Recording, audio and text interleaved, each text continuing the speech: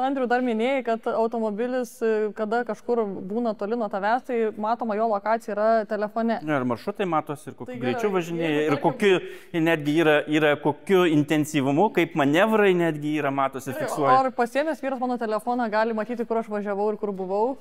Tai gali duoti jam netgi prisijungimus. O galiu neduoti. Šiaip teoriškai iš tikrųjų yra galimybė išprogramuoti tą funkciją, tiesiog jeigu jau tenai yra didžiulis baimės, ne? Nėra didžiulių baimės, įdomu, kiek tai yra prieinama, vadinkime, ir kiek tai yra lengva paimti ir patikrinti. Tai dažnai būna, pavyzdžiui, vyras, kai daro tą sprendimą, sakysim, tai jisai sako, kiek vartotojų gali naudotis.